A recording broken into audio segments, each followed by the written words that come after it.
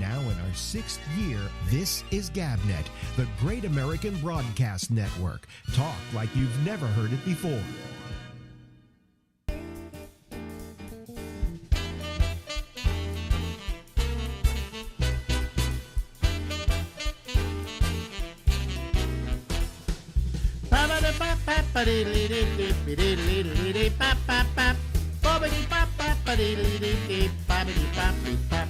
Hey everybody, this is the Ramble.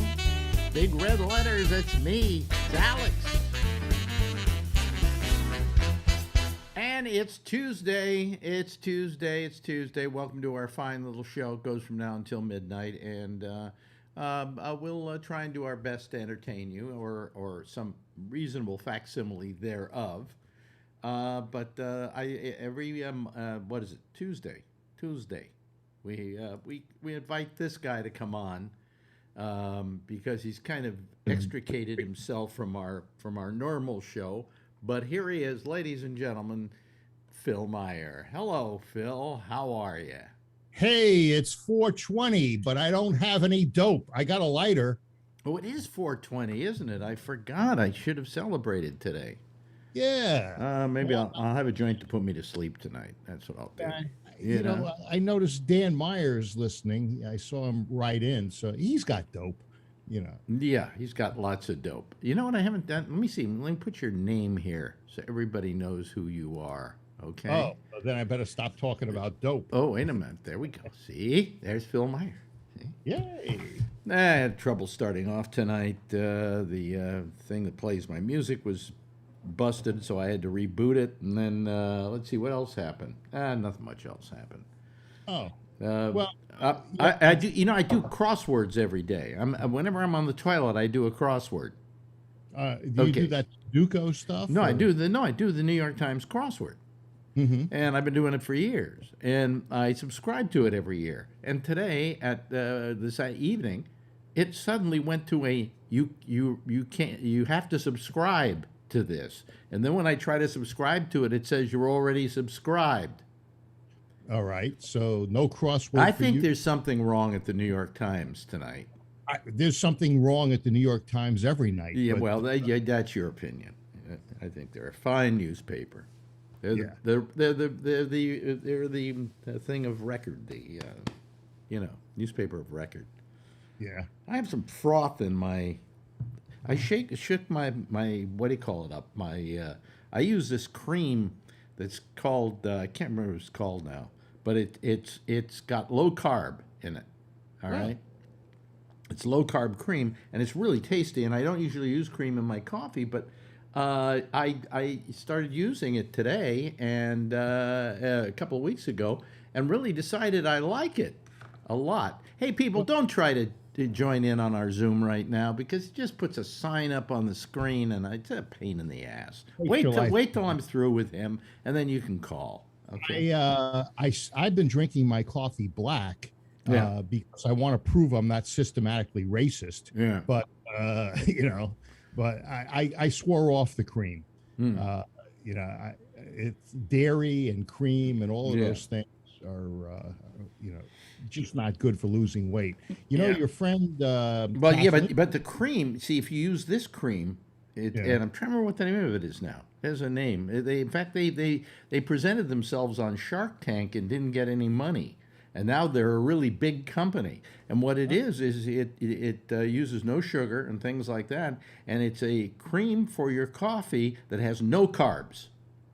0 carbs. So you could do that.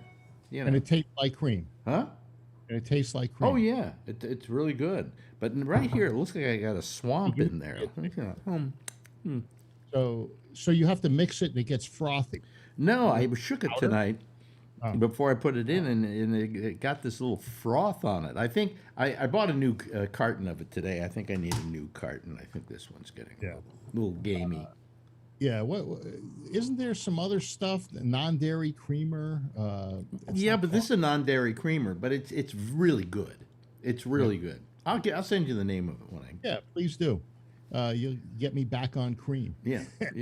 No, it's a fine cream. In other words, you won't have any problem from a diabetic standpoint at all. I'm starting to enjoy the taste of black coffee. I actually buy I have a subscription to a company called Black Rifle Coffee. They support veterans. It's veteran owned. And so every 3 weeks, I get 3 pounds of coffee, or 3 packages. I don't know if they're pounds. And the one I get is called Murder Out. And it's their strongest coffee. No, they have all these coffees that they name these horrible things. The one you turned me on to originally was Death Wish. Yeah. But That's finally, not- what I'm drinking now, I'm drinking 2 kinds of a brand called Wake Me the Hell Up. Yeah. And it's got one flavor that I love called Jamaican Me Crazy. Yeah. Which I also get in a Wolfgang Puck version, which I'm drinking right now because the other one's really strong and this one's not as strong. Yeah. And then the other one is cannoli. And it's just really good tasting coffee. I really love it, you know. But they have all these things like murder and do you want to die tonight coffee and, you know, really, you know. Well, the Murder Out doesn't have K-cups. Murder Out. So I might have to switch to one of their medium roasts. Yeah. I don't know why they don't have K-cups. So I make a pot every morning. Yeah, I get my K-cups coming and yeah. it's sludgy. It's just really sludgy. That's not good. I feel like I'm drinking from a swamp. Look at that. Look at that, folks. Can you see that? You see that? Yeah, that looks like the stuff that comes when you walk into my store. There's a little. Well, it looks like I jerked off in my coffee. Is what it looks like. Well, with the stand, you get some cleaner for your hands, some disinfectant. Yeah. That's what it looks like in the morning. Anyway, you know, we had big news today. Yeah. Derek Chauvin is not going to smoke pot tonight, but, you know, maybe he'll have some of that. What is that liquor that they make in the prison? They use socks and whatever. Homebrew. Homebrew. Yeah. What did you think of the whole thing? Well, I was glad that justice prevailed. I felt when I originally saw the tape that there was a show of force that was beyond reasonable. And you were a guy who was a cop, so you're looking at it from that perspective, right? Yeah, I wouldn't do that to somebody, especially if they were in cuffs. Yeah. And I had 3 other guys there. I ought to be able to control them. Yeah. And I don't know why he did what he did. I don't think it was racism. You know, let me put it this way: it's not conscious racism, but it is a kind of attitude which existed for quite a while within some police departments. Well, yeah, about blacks, and you know. Many years ago, but you know, a lot of police departments are all they have black chiefs. They have. It's funny though. I know they have black officers in Minneapolis, but the only ones that showed up were white for this particular thing. You'd think there'd be at least one black cop involved or something, you know. There was some Asian cops. Yeah. You know, just the luck of the draw. The radio sends you out to a call. And you don't know what you're going to get. Yeah. And the body cams that I saw of all the officers looked to be a reasonable encounter until, you know, Floyd continued to resist. But that's what people do. They resist. And you're supposed to be able to deal with that resistance. Well, there are a lot of other factors involved here, none the least of which is probably they suspect that George Floyd was, in fact, at the time, high on something. I mean, that he had been sleeping in the car and so on and so forth. That doesn't give a reason for them to do what they did. He was not allowing himself to be restrained. There are ways, I suppose, of handling that. Or if he was going to do the knee to the neck, you do it for a short amount of time until you've got him restrained, and then you let go. You know, and especially when he's saying "I can't breathe." I mean, how many times have you heard that story? Like with the Eric Garner case here in New York, where the term "I can't breathe" became very well known. You know? I was on a stop where I was by myself on patrol. Yeah. And the radio said that a guy had pulled a knife on a 12-year-old. So I saw the guy on the sidewalk. He fit the description. I pulled over. I got out. I called in the thing that I, was out on suspect. Mm-hmm. And I was talking to him. Now, he was frothing at the mouth. He had like this white beaded sweat that was coming out of him, Mm-hmm. and he was high on PCP. Yeah. So I had a conversation. I said, you got the knife? And he says, yeah. I said, can I have it? He says, yeah. So he hands it over to me. I had a very reasonable conversation with this guy. Mm-hmm. And I said, okay, I need you to turn around and put your hands behind your back. Well, when he started to do that, he had superhuman strength. It was unbelievable. I got one cuff on and I couldn't get the other cuff on. Well, luckily at that point, a number of other officers showed up to back me up. Mm-hmm. And of course, a crowd was gathering. There was probably about 30 people out there. Mm-hmm. And we tried to get the guy in cuffs. And there was 6 of us on this guy, and we couldn't pin him down. Finally, we get him onto the hood of the sergeant's car, Mm-hmm. and we get him cuffed. I had his leg. I was pushing his leg up. So anyway, we get him in the back of the sergeant's car, and he kicks the door so hard he bent the frame of the window and everything, and he's starting to just destroy the inside of the guy's car. Mm-hmm. And so they get him out, and they're going to hog tie him, which is where you have cuffs and then you put restraints around his legs and then you tie him together Mm-hmm. so we could pull him into the car without him destroying it. And so he says to me, he says, 604 can cuff me. That was my badge number. Mm-hmm. So I said, okay. I said, turn around, and I cuffed him. Yeah. But when some of these drugs that they take, they just have this superhuman strength. And 6 of us, we couldn't. I can imagine that. I mean, I don't think, from everything that was said, and even in the courtroom, George Floyd was no angel. No. They made him to be an angel now, but he had problems, and he had drug problems, and so far as whether he was trying to pass a counterfeit bill or not, hey, how many of us? One time I went in somewhere and they looked at a bill I had and they said, this is counterfeit. And I said, oh, okay, well, give it to me. And they said, no, we can't give it back to you. Right. And I was kind of mad because I went, gee, I've finally got a fraudulent bill. I could show this to everybody. I could show them, hey, this is counterfeit, Title 18 thing. But, the guy, just to finish up that little conversation, I said, what did you do? And he says, I'm smoking Sherm. Now, you smoked Sherman cigarette. Yeah. And what they would do is they would take the Sherman cigarettes. Really?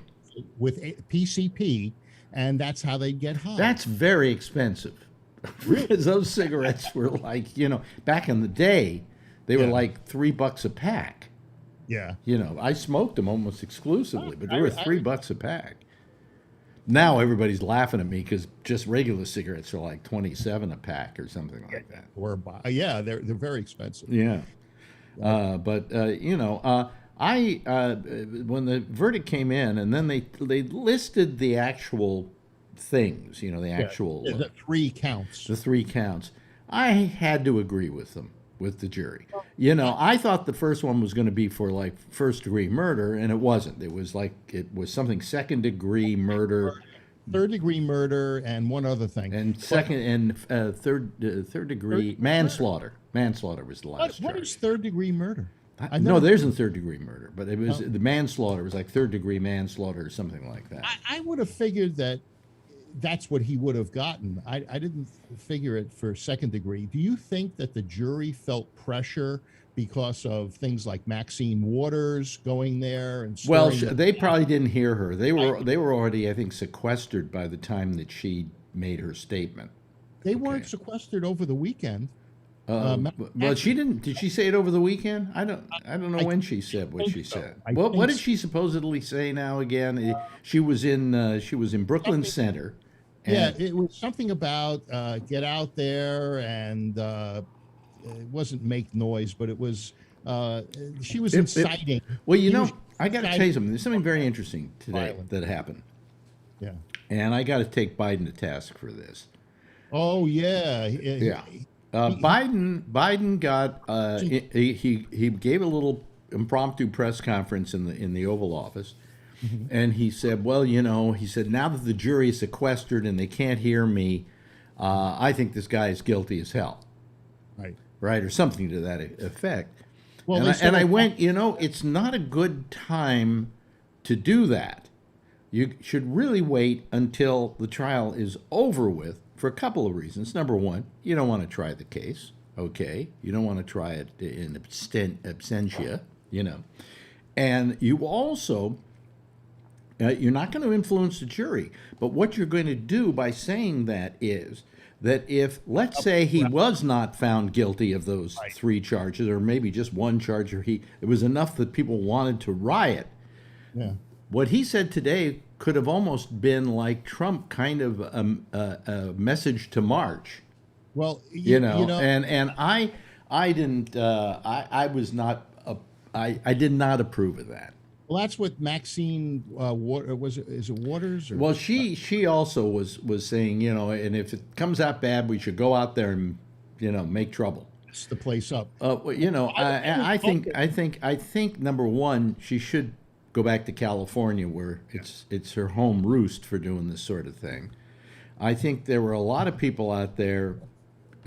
It's interesting to note, and Marjorie keeps bringing this up to me, that we feel sorry for the Floyd family, but how sorry does the Floyd family feel when they got a $27 million settlement with the city of Minneapolis? I mean, they are set for life. Okay. I wonder how much of that they're going to give to, food banks and things like that. I don't. Nobody said anything about giving it to food banks. And now, also Black Lives Matter. The woman that is the CEO, president of Black Lives Matter, bought 4 houses, one of them for $1.4 million in Los Angeles. Where is all this money coming from? Well, all I'm saying is, I mean, we could say that about a lot of people. We could say that about some politicians we know. But I think that that this was a proper verdict, and I think that George Floyd is what I call an unintentioned hero. He became a hero because he became a symbol of something. He became an example of something. And by his very death, he created a really definite dialogue in this country about this thing. So he's kind of what I call, I call people in history, the people who are like reluctant heroes. They wouldn't on their own have been heroes, but because of what happened to them and how they did it, they became heroes. Well, I feel very bad for anyone that is killed unnecessarily. Mm-hmm. Although this. I don't feel that there's systemic racism in this country. I think I do. Oh no, I don't think. I think you're racist. I think you're wrong. I don't think people wake up in the morning and say, "I'm going to hate." There may be a few, but it's the systemic racism. It doesn't have to be an overt racism. I mean, I've often said that I am a racist because I'm white, and I don't fully understand what it's like to live as a minority. Okay, and I had a certain free pass of white privilege going around where other friends of mine didn't. Okay. Did your Judaism hold you back? No. Professionally at all? Never. All right. Because it held a number of people back. It didn't hold me back in show business because there are a lot of Jews in show business, you know. But I will have to say that, I tell the story about how I had my best friend in the whole world. The shoemaker's kid? Was black. No, was black. Yeah. Sausalito. Sausalito. Marine The City. shoemaker's kid, yeah. And I came back from the military, and in the intervening time, there'd been the Watts riots. There'd been a lot of different things that had happened, and I immediately sought him out because I wanted to see him. He's my best friend, and we met at a bar. And he said, "Listen, I got to tell you something." I said, "What?" And it was, "Hi, how are you? Oh, gee, it's great to see you. It's great to see you too." And then he said, "I got to tell you something." He says, "I can't see you anymore." And I said, "Why?" And he said, "Well, things have changed in the last couple of years. And now it's blacks against whites." He said, "And I can't, I think the world of you, and you're my best friend, but I just can't see you anymore because I have another agenda in my life." And a short time after that, he drowned in the bay. Isn't that a racist statement, though? Not at the time. If you look back at the times, the time was a time of change where certain blacks were saying, "Listen, I've got to stand up against what's being done to blacks in this country." And you can't do it having a white friend. Well, It just compromises your fervor. I understood it, and what I hated was not him for that, but for the racism that made it happen. Well, Okay. I would have looked beyond it. It's just that scene sort of reminds me of a scene that was in the Forrest Gump movie, where the Black Panther party was having a party, and Forrest Gump says, "I'm sorry that I messed up your Black Panther your pot party, your Black Panther party." Yeah, but whatever. Anyway, all I'm saying is that there is systemic racism in this country, and I'm sure you and I have both been a part of it because we are just we never walked in those people's shoes, and But so that's therefore why- we don't know what it's like day to day to live with. You and I are Jewish, but we could kind of not pass for Jewish. Okay? Well, Well, that's why I like traveling, and that's why I like scuba diving. The idea is when you travel, you're not the center of the universe, and when you're scuba diving, you're visiting a place where you're certainly not the center of the No, universe. that's right. You need a tank to breathe. So, and sometimes the shark is the center of the universe. yeah. So, But all I'm saying to you is that because we're white, there's an element of racism in us, which is our inability to understand totally what it's like to walk I in a don't black need to skin. understand it. I don't need to I can understand. empathize with it, but I still don't know what it's like. But it doesn't matter. I don't need to understand it. I don't need to empathize with it. I mean, just the closest I came to is when I had hair down to here and cabs wouldn't stop for me. You know. Well, that's because they knew you were Jewish. But I don't have to kowtow to some mystical thing where it's systemic racism. I'm me. Other people are them. If they're good to me and I'm good to them. Yeah, but here's what you should do: is you should admit that there is systemic racism, and in that small way, wait a minute, in that small way, you're helping to eliminate it. Well, I eliminate it just by being kind to other people.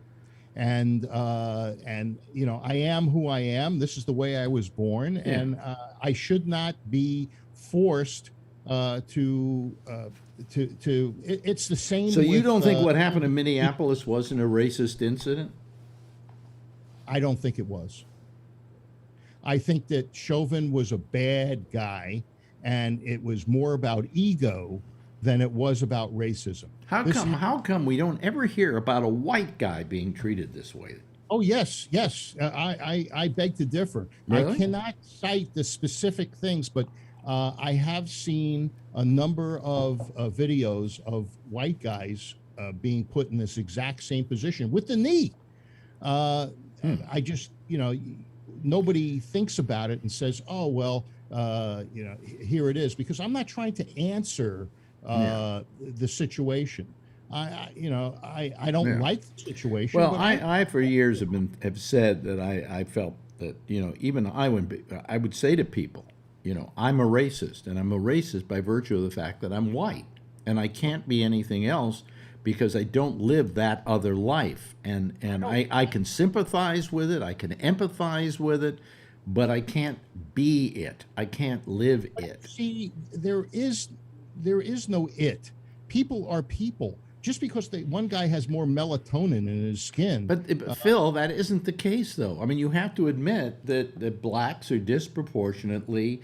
Well, actually, what bothers me is that the black movement in this country, the Black Lives Matter, has put an emphasis on black, but the same thing happens to Hispanic people in this country, it happens to Asians in this country, it happens to a lot of people of races. And largely the problem isn't even that they're black, but they're poor and black. Okay? So it's not only a racist problem, but it's a, what's the word I'm looking for? A pecking order problem. Well, I think that it's racist for me to feel like I have to, recognize the racism. It makes me be then part of the equation if I have to say I'm white, so therefore I'm systematically racist. I am me, and well, they are people. I'm just saying that you could help the problem by at least saying that there is a problem. But I don't believe that I don't believe because I'm white that's the problem. There is a problem. There is a problem with... Listen, I know you, Phil. I know that you're not racist at all. I know that I've never talked to you. Anytime I've talked to you, I've never heard anything even remotely racist in a conversation that we've had. So I know you're not racist. And I know pretty much that I'm not racist. Okay? But I will say that if I was walking down the street in Harlem at midnight and there were 5 black guys walking in back of me, I might walk a little faster. But if there were 5 white guys, I might not walk as fast. Okay, and that's racism. What? This poster says you wouldn't go into this alley for $1 million. A cop does it for a lot less. A reserve does it for free.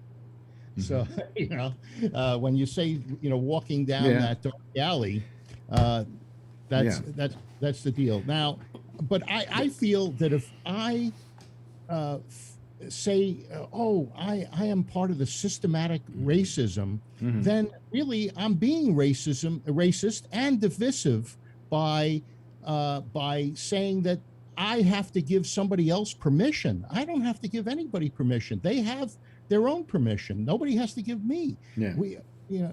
Well, anyway, be that as it may, I got to go and talk to these other people. The only other good thing is I bought 64 megs of memory for the garbage can. For 60, well, I have 64 megs in mine. I know you do. I had 16. Wait a minute. The garbage can, that isn't garbage. I don't know what. They have the Mac Pro. The Mac Pro. Yeah, I know. Oh, so you need both, all of those in there. I don't know. I've never looked to see where they're seated and stuff, but I got it at 64. Well, you take off the cover and they're sitting right there. Yeah. But so I'm catching up a little bit. It's only 6 core, but I'm going for the 64. And you know what happened to this? The price? Yeah. $199. Really? When I first got it, it was $700. No, this is 12 core. What I got here. Yeah, I know. Yeah. This thing's a powerhouse, I tell you. Anyway, hey, listen, I gotta go because I got people who want to talk and all right. And things like that. One other thing, Alan gave me a shirt. Oh, really? Nobody needs an AR-15. Nobody needs a whiny little bitch either. Yet here you are. Thank you.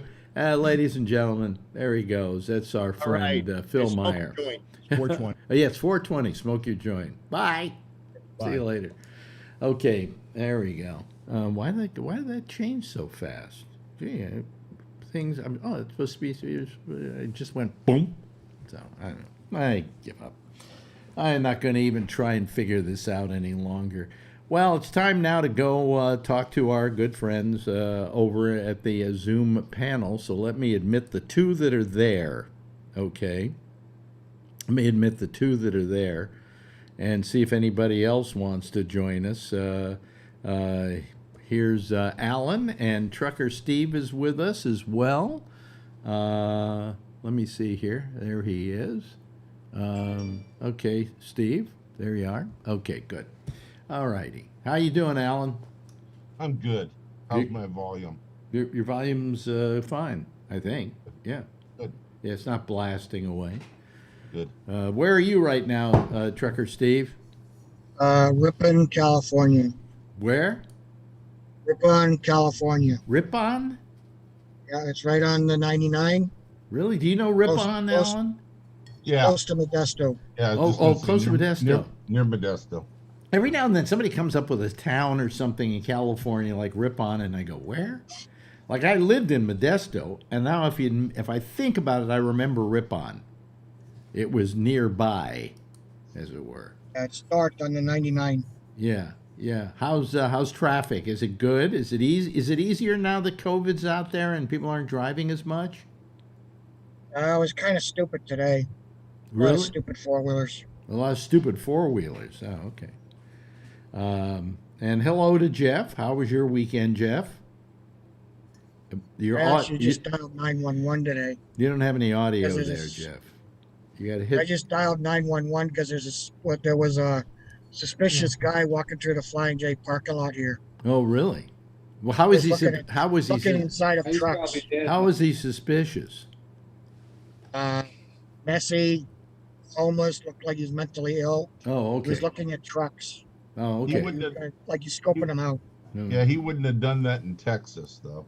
They have a lot of guns in Texas. And A lot speaking of truckers Texas, are- Charlie's with us tonight. Dr. Doom, tell us the count and the amount here. How are we doing? Oh, it's getting better. There's only 750 dead Americans today. Wow, it's slowing down. It's slowing down. Yeah. I think the combination of the vaccine and the fact that we know better how to handle this particular disease is So helping. over half of the Americans have had at least one vaccine. I'm wondering, are they giving, anybody know, are they giving the vaccine to people in the hospital who might have come down with COVID as a way of minimizing the effects of it? I No. don't know. No? As far as I know, I think they are. They Or at actually, least people that have had it have gotten over it have gotten vaccines. oh yeah, Yeah, that we know. Not while they're in the hospital though with COVID. They tell you to wait 14 days after COVID. Oh, you're right. Well, really? Okay, I didn't know that. Well, screw that then. Yeah. Hello, Robert. How are you? Hey. How are you? Where's your sign? Good. Where's your sign? Oh, No, you no, mean the- this one. This one. Yeah, filibuster. Okay, good. Yeah, we've seen that. I like it. You know, tonight I wasn't so angry at him. Tonight I almost pitied him because he doesn't have the capacity to understand what systematic racism is. I'm sorry. Well, he just yeah, fails, yeah. he fails to grasp the idea. Well, I understand systematic racism because I am white and I am part of that problem. You know, I mean, yeah, sure, I'm fine. I don't think I really have in my entire life could possibly have been accused of being racist. Nobody ever But has. Your friend was wrong. What? Your friend was wrong. You don't have to give up your white friends to be upset about systematic racism. I Well, agree yes, with you. but this you got to remember the time when this was happening was not now. If it happened now, I would say you're right. This was happening I at a was time. around in the 60s. I didn't give up my white friends. Yeah. Well. And I didn't give up my black friends. Yeah. Yeah. Not about personal racism. Systematic. It's did you benefit from racism because you're white? And Yes. you did. Yes. Yeah. Yeah. White That's a very privilege. good point, John. I should have brought that up to It is a good point, John. Yeah. No, it's just that I realize that I have white privilege, whether I want it or not. I have white privilege, and I'm not. You know, I mean, I remember the thing that Jack Bishop and I used to love to do in Houston, Texas, was we would walk down the street with my wife, and he would be on one side of her, and I would be on the other. And everybody would stare at us, not being able to figure out who was with who, you know. And if somebody asks you, you say it's a three-way marriage. And that was a day when you want to talk about racism. I mean, when I went to visit Jack where he lived, he was in a part of town that was an all-black area. And when he came to visit me, he came to an all-white area. And when he came to visit me, a lot of eyes were staring. And why did you have a black person over at your house last night? Fuck you, you know. But I mean, you know, I've seen the systematic racism. Okay, I've seen it firsthand. Talk about my time in Minneapolis with riding with the Black Patrol and so on. So I know it exists. I've seen it, and it's something that has existed for a long time in this country. I think a lot of white people in this country don't believe that, unfortunately. Yeah, no, I agree with you there. See, Phil takes it to mean that he specifically doesn't recall ever doing anything overtly racist. And in that, he's probably right. But he bought a house one day. It never occurred to him that a black family may not have been free to buy that very same house due to redlining practices. Right. He voted in a spot where he was next up online because and felt that that was part of the way it should be. Well, no, as you lived your white life, you didn't see any of this going by. Exactly. White privilege is just an assumption on our part, and we have to be reminded. We don't even know what white privilege is because it was just our way of life, you know. And this goes through every single institution. I mean, if you watch the documentary 13, they talk about the fact that blacks were never able to own property, you know, since the days of slavery. And as a result, they've never been able to accumulate wealth. Yeah. Well, if you say that to the average white person in 2021, they say, well, what are you talking about? They can buy a house if they want. No, you don't get it. You know, it's the system. Systemic means from the system, not from you, Phil, specifically. Right. Not everybody in this country was educated either, Robert. I'm sorry? I'm agreeing with you. Not everybody in this country was educated either. I'm not talking about blacks or whites and in general, just people state things that they don't know anything about, you know, that are just kind of common knowledge. Yeah. I think that Maxine Waters did something that the Republicans did all during the Trump presidency. She made a statement, if things go wrong, let's protest and be, you know, riot or whatever she wanted to say. I listened to it. Yeah. And, you know, it's a big deal because she's a Democrat and said that. But the Republicans said it constantly while Trump was in office. Did you feel comfortable about Biden, though, making the statement he did today before the trial was over? Yeah, Obama had the same problem. There was somebody that was being tried in court, and he made a statement while the trial was going on. It didn't affect anything. Well, Biden made the excuse that he was doing it because they were having they were sequestered, the jury, and they couldn't hear his statements. But that's not the point. If, in fact, after what he said, Chauvin was found not guilty, which was always a possibility, and we knew the inevitable riots were going to break out, some people could say, well, I did it because, after all, the president of the United States felt he was guilty, you know. And really, it would have placed Biden in the same position as Trump with his rioters, you know. So Biden's very lucky that the thing came out the way it did, because now there's peace and quiet and nobody's rioting, although I thought there would still be riots, because when people's teams win a football game, they go out and tear down the half the city, you know, when they win. So I didn't know that necessarily was going to be true. But if, in fact, Chauvin was found not guilty, people would then refer to what Biden said and go, let's go do something about this. You know, so I think Biden was unwise to do that. I think it was a major mistake. What do you think, Josh? Was it a major mistake on his part? I agree with you. I do. I came in the middle of that. For Biden to talk, you mean? Yeah, about the Chauvin trial. I mean, I'm not a fan of it. I don't know if it was a mistake, but I don't really know.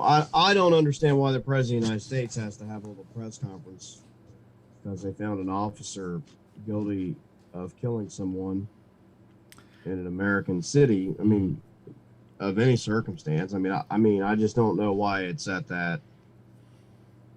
Why they give it that much importance they feel they need to talk about it or whatever. I mean, I guess I understand why they I think why he wanted to give a speech tonight was because they figured that if it came out the other way, the president would have to be there to say, everybody keep calm, you know. So they had the time. So instead they said, you know, he made a speech about justice has been served. But I just think it was unwise of him in the Oval Office to do what he did today.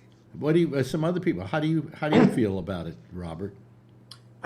Listen, I feel the same way about that I did about Maxine Waters. On one hand, I defend their right to say what they choose, you know, because of the First Amendment, obviously. But I think a little like an economist, and I'm always worried about unintended consequences. You know, Maxine Waters makes the statement she makes. By the way, any Republican that comes out screaming is totally duplicitous. You know, like, hey, give me a break. Yeah, absolutely. But having said that, Maxine Waters goes home to her cushy home in California, and the unintended consequences if things don't go quite her way is that a lot of Black-owned businesses get destroyed. You know, many Black individuals wind up, you know, beaten over the head, arrested, God knows what. Yeah. And you know, like in a way, you got to think those things through sometimes. Because it's very easy when you're a politician to suddenly grandstand for your crowd. Okay. You know, the trouble is, she should have thought about what Trump did with the insurgents and not said anything.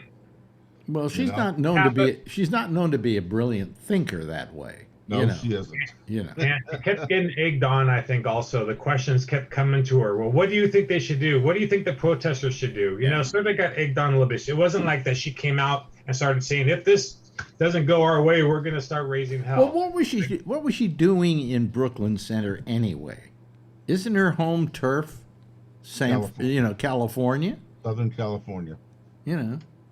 I mean, in fact, I think there are a lot of ambulance chasers in this situation.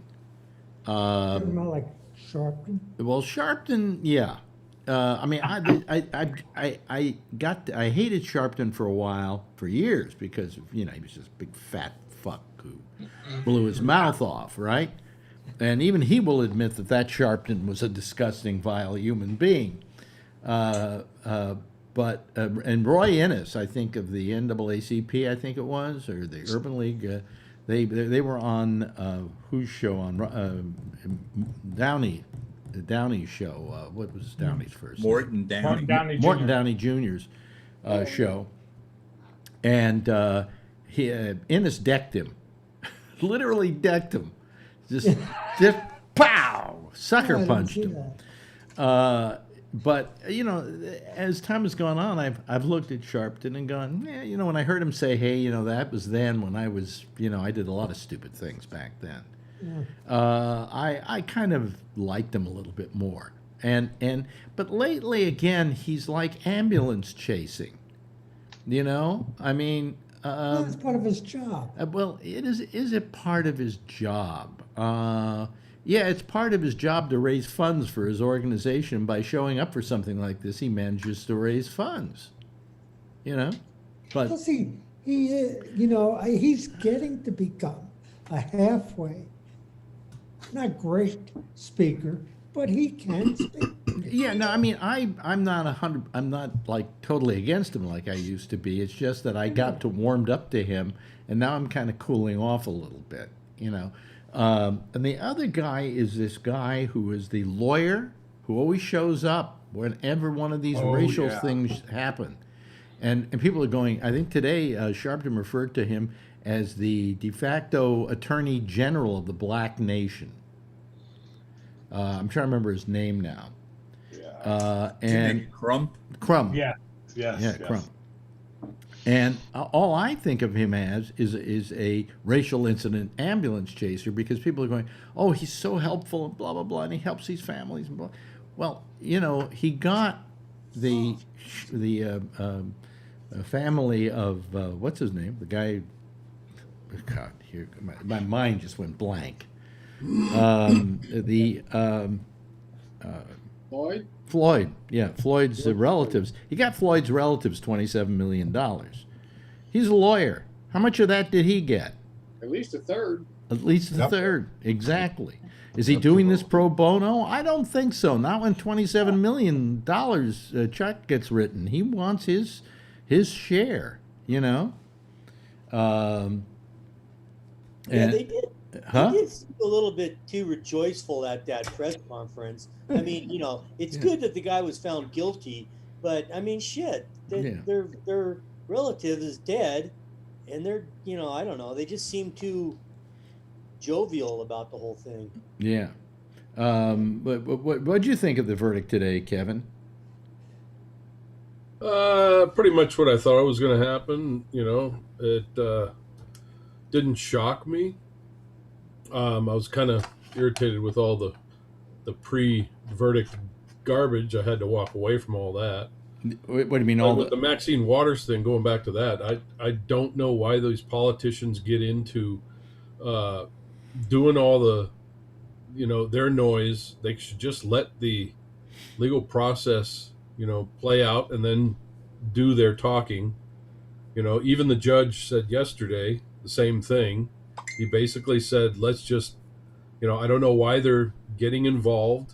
Let them do their job and then let them do their thing. But when they start, getting involved and start tainting what could be trouble in the legal process, that just makes things harder. Let them go through their process and then say what you got to say. But yeah.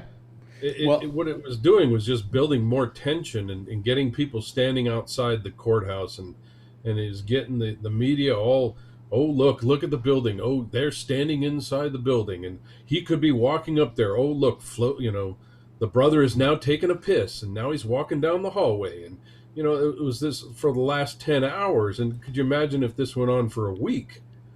And, you imagine being a juror there and looking out the window and seeing all this shit. Well, a juror in this trial, let's face it, they weren't supposed to be aware of anything. But if you're not aware of anything, I'm sure they got the windows closed off and they're in the middle of the building. Do you want somebody who's not aware of what's going on to even be part of this trial? So I mean, and most of them were probably witnesses to the actual event, because the video was being shown everywhere. Right.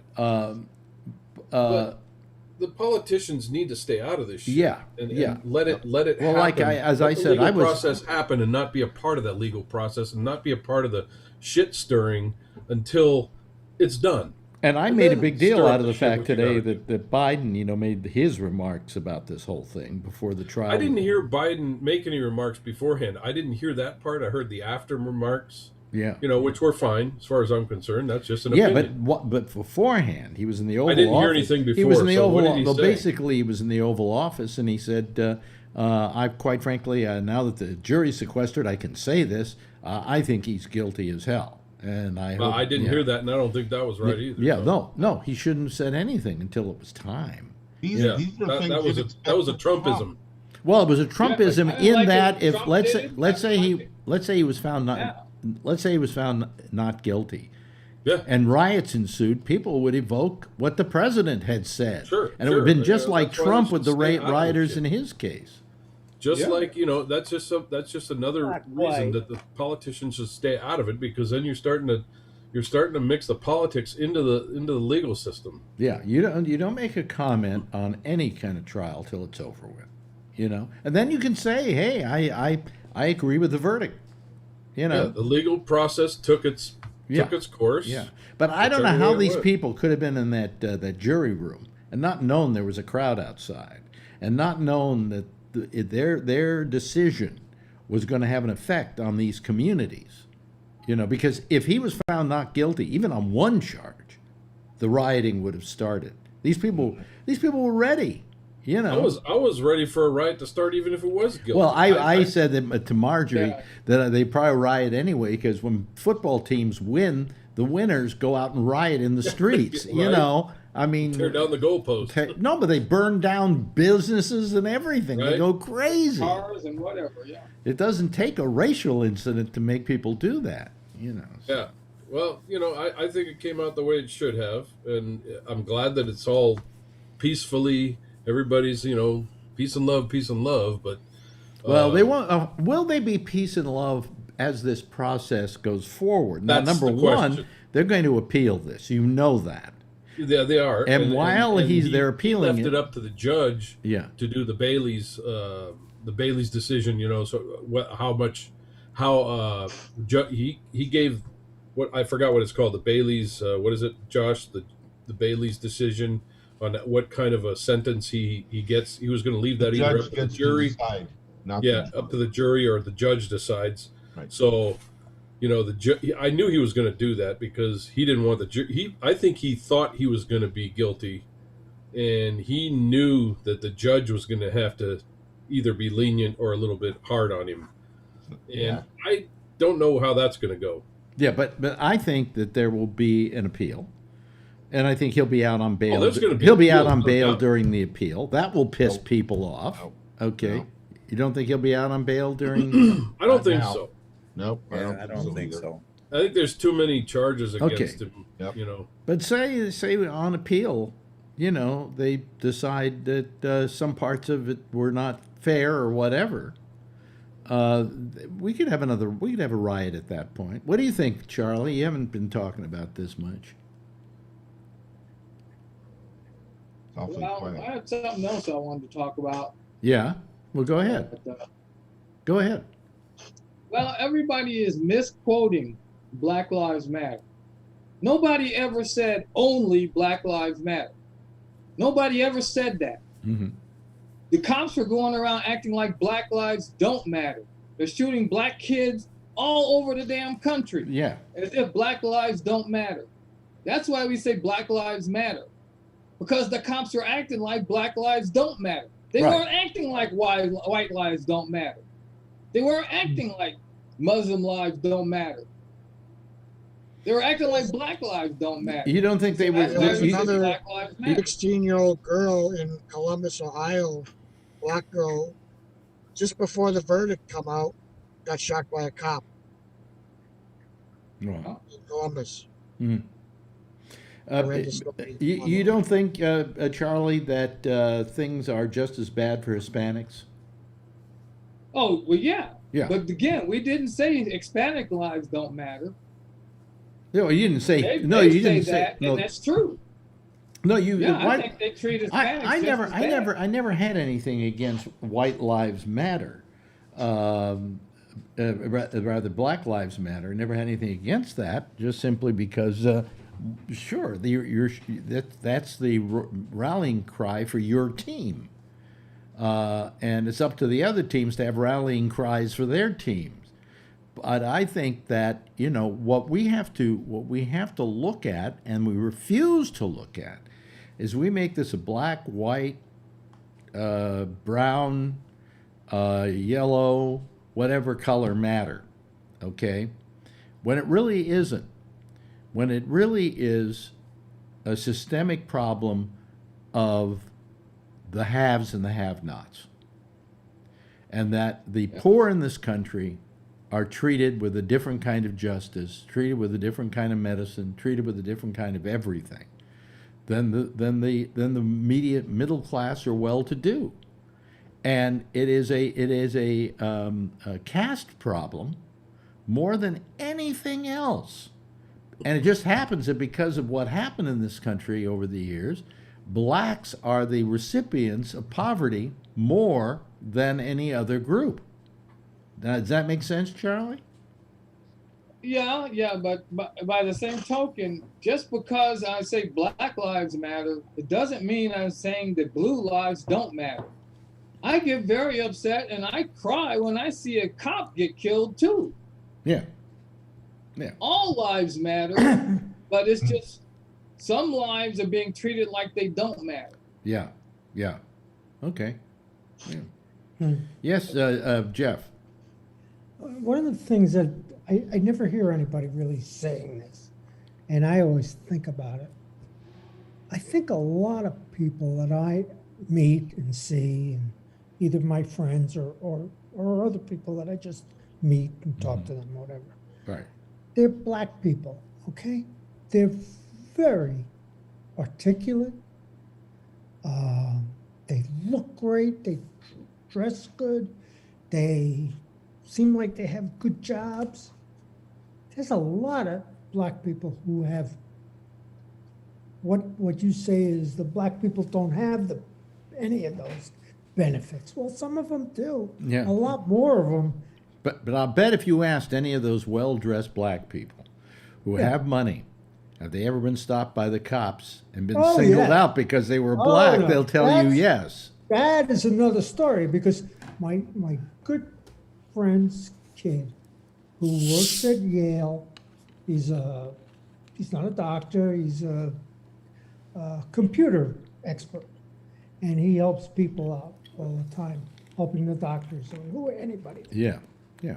But when he goes home and gets in the car, he is afraid, no matter what. I hope he's going to make it home. Yeah. Yes. Yes. It's something we don't live with. Yeah. Alan? So, I've had black friends trying to explain this to me. I'm sure I'm going to get kicked in the teeth here, but I don't like Black Lives Matter, the organization. I think There's no organization, but to begin with, Alan, there's no organization. Black Lives Matter started as a statement created, hashtag, created by some woman, I can't remember who it was, and it just caught on. It's not like it's a movement or it's an organization. I don't know. There's a 4-block area in Washington D.C., Black Lives Matter Plaza. Yes, but there was no. Am I right, Charlie? Correct me on this. There's no Black Lives Matter organization. I mean, I couldn't possibly tell you who the president of it or who the secretary treasurer of it. I mean, it's not an organization like that. Yeah, the guy that just he's being looked into right now. Somebody for fraud of money or something like that in the Black Lives Matter organization that's been in and out of the news. I haven't followed it much. So my thought is, and I understand that black lives don't matter to a lot of cops. I get that. I used to be a cop. I understand that. Mm-hmm. But to say Black Lives Matter, to me, when somebody says that, to me it means other lives don't matter. And I know, Charlie, you just explained it, but I have black friends. Some are cops, and they say, no, you don't get it. And I say, I guess I don't get it because, I mean, there was the guy in, I don't know what it was, Dallas, Houston, something like that, that got up on top of a building with a high-powered rifle and was killing people left and right, mainly police officers, in the name of Black Lives Matter. And, my black friends will say, oh, no, he wasn't really involved with Black Lives Matter. That's what he said. I don't know, and that's your lone gunman. If it had been a white person doing something, everybody would say, well, he was just a troubled lone gunman. Yeah, I don't know. All of a sudden, you got a black guy doing it, and he represents every black person in the country. No, I don't think he represents. I think he represents himself. And police, when you're on the high ground, you're at a big advantage shooting. But and so the police sent a robot up there that normally disarms bombs with a bomb in it, blew them up. Mm-hmm. But I just, I personally, I have a problem with the statement Black Lives Matter. Why not say all lives matter? Now I totally get the thing with I have nothing against Alan. Let me say this. By the way, Charlene, turn your camera the other way. You're sideways. We'll just leave it that way. I have nothing against the term Black Lives Matter. I mean, of course I believe every life is sacred and means something. But I think, as Charlie articulated so well, Black Lives Matter was a statement that was made by blacks saying, hey, we count too, You know, Absolutely. you can't single us out. Absolutely. And you can't think that we don't matter. And so, in and of itself, it's a very righteous, decent statement. If we said, but Mexicans don't, no, then that would be another problem, you know. But no, we understand that when they say Black Lives Matter, it's because they're saying, you know, we're being singled out here, and we want to matter, okay? And I think they do matter. And I think the term has been a good one, because I think it has put some people on notice about their actions and the way they, you know, handle themselves. So, you know, whatever. I don't know what happened. What happened to Brian Neary? I think he must have had a dropped off when huh? He left. I don't know. He couldn't handle this. No, what do you mean he couldn't handle it? I'm teasing. No, it's not that. He put up with a lot more. I think he probably had problems with his Charlie computer. explained it really best, I think. And I would have been happier. Maybe I didn't put the organization together, Black Lives Matter. But if they said Black Lives Matter also, or also, I don't know how to phrase it, but it's not yours to decide what a bunch of people who have been put upon for 300, 400 years should call their organization. I guess, you know, I would love to ask the NAACP why it's still the National Association for the Advancement of Colored People, but that's another story altogether. You know? I don't know. I just don't like it personally. No, it's funny. It's funny. They have been almost assiduous in their desire not to change their name. You know, they always just call it the NAACP, but they don't say National Association for Colored People, which is what it means. You know, and believe it or not, colored people was considered a proper statement at one time. Yes. You know. It keeps changing. You have to be hip to the vernacular. You know, you have to say people of color. Well, I had a problem here once because the guy who rented us this apartment, the guy we're suing and he's suing us and everything. They were up. Every about once a year we'd invite them over to have a glass of wine together. Okay, he and his wife, and we were talking about racism and so on, and I said, well, people who are colored. And what I really meant to say was, and he looked at me and went, colored? And I said, no, I didn't mean to say colored, but I meant of color. Because I didn't want to just say black, because it's a whole spectrum of people who are affected by racism in this country, and they're people of color. So as a group, how do you refer to them? You have to be really in a kind of awkward and say people of color? Or just say colored people who were colored. I never found it a bad term for that way, but it should have taken, it used to just mean black. It should have taken in a whole spectrum of people, you know. So part of my prejudice was early on, Black Lives Matter was going after cops.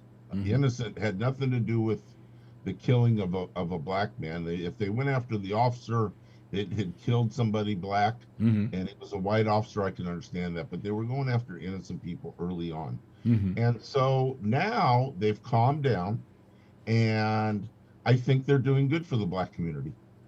But just the thought of saying Black Lives Matter, to me, all lives matter, and I understand. Yeah, but that wasn't the point they were trying to make. We knew your life mattered. We've known it for hundreds of years.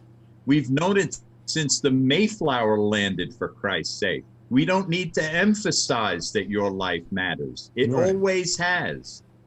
That's the part I think you're missing. Yeah. But theirs has too. I'm not a racist. No, it hasn't. They don't think it has. That's why it's no, it hasn't. That's their point, because their lives haven't mattered for. You see, also there's another factor here. I just thought about. The term Black Lives Matter has now been used as a political trope. In other words, when the Republicans want to put down the movement, they go, "Oh, the Black Lives Matter people," you know. And the fact is, it's not a political philosophy. It is just a hey, treat us better philosophy. You know, it's not. Am I right, Charlie. It's not a political trope. Well, the Republicans treat it as a terrorist organization. They call it BLM. That BLM. Oh yeah, and they do Antifa. call it BLM. Yeah. BLM and Antifa. Yeah, right. Antifa. Oh man, Antifa. Wow. Well, they'll discuss that in their new Anglo-Saxon caucus, right? Yeah. Right, yeah. Exactly. Let me bring up a thing that this is just for fun here for a second that came up to me yesterday. All of a sudden, I get on my Chrome browser this announcement that everything I'm doing, my passwords have been compromised.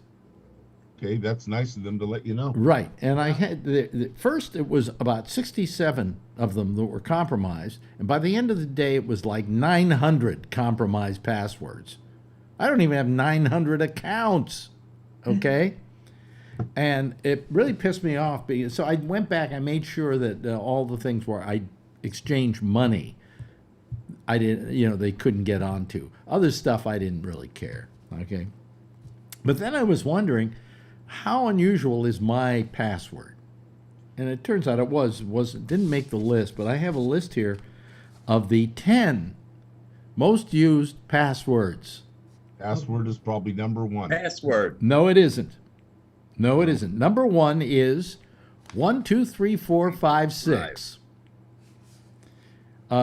Number two, what do you think number two is? Anybody have a guess? Well, it's in reverse. It's 1, 2, 3, 4, 5, 6, 7, 8, 9. Number three, and I don't get this one.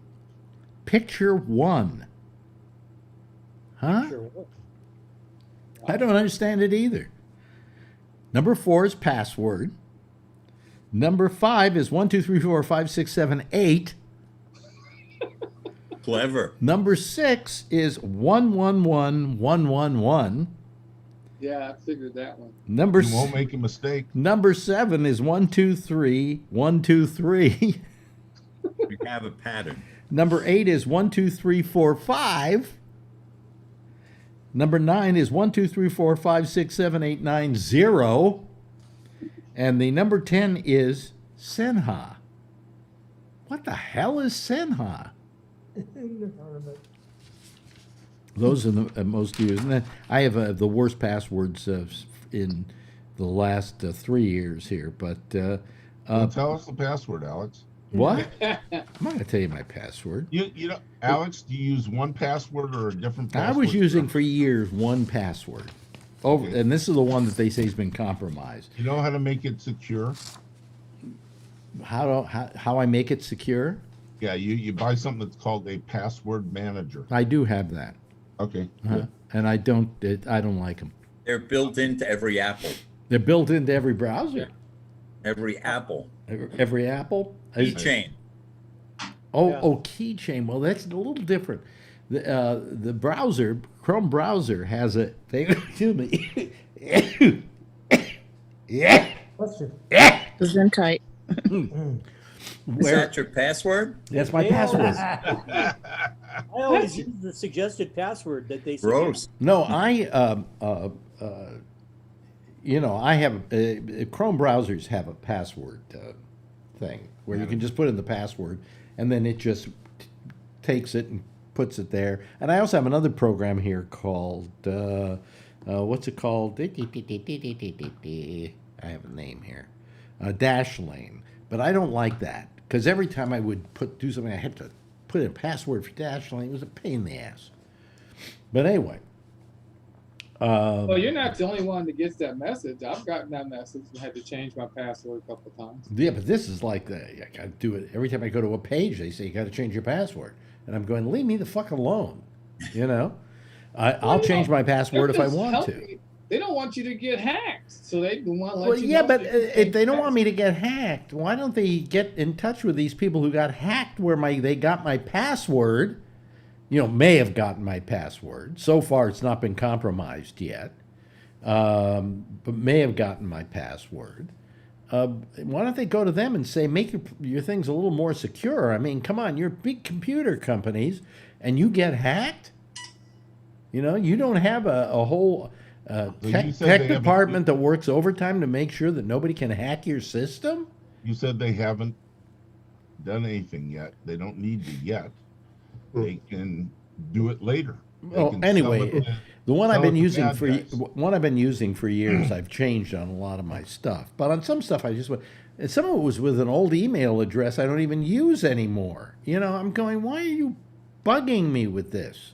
You know, just tell me, hey, there's been a hack somewhere, and you might want to change all your major passwords. Yeah, my bank, I'll change. I changed that yesterday. A few other places.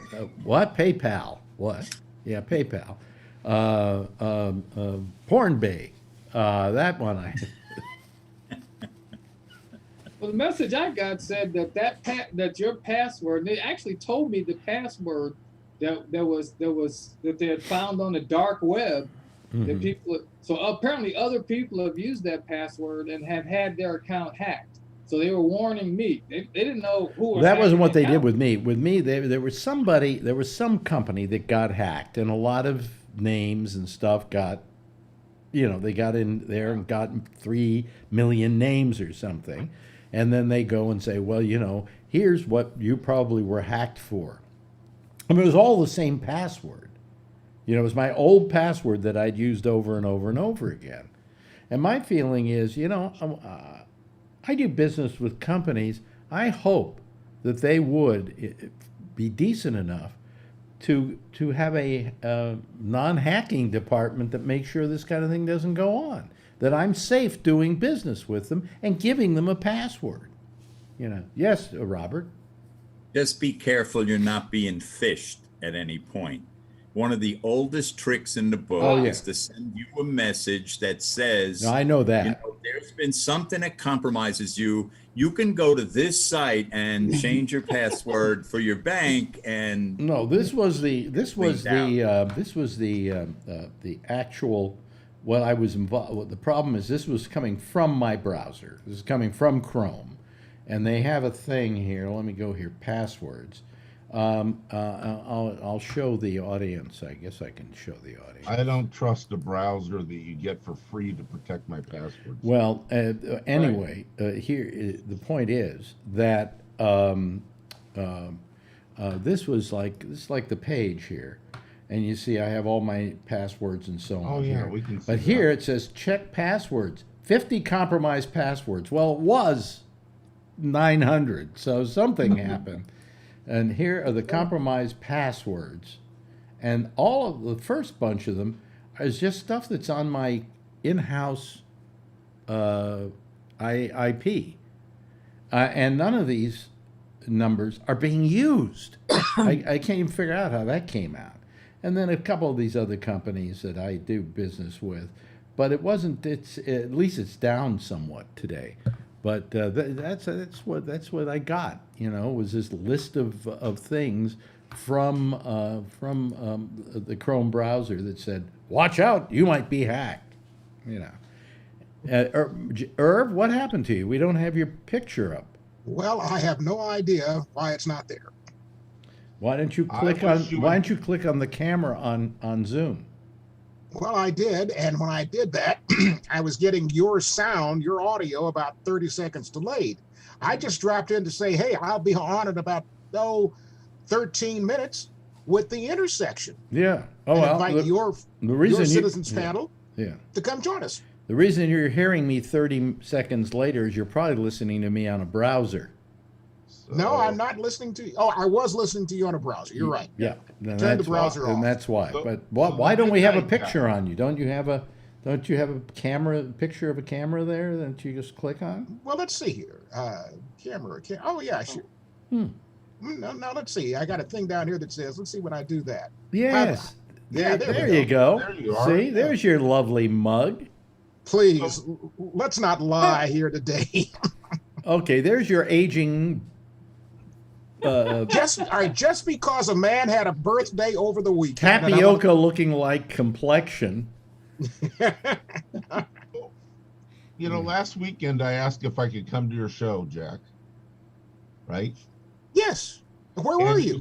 You said yes. I had a hell of a time trying to get whatever it is Skype. that you use. You don't use Zoom. You use something else. What is it? And if you go Skype. to Skype, and if you go Skype. to the GabNet page, and it'll tell you how to do that. I think, right, Alex? Not anymore. Not anymore. Okay. It doesn't tell you how to use Skype. All right, then learn on your own, goddammit.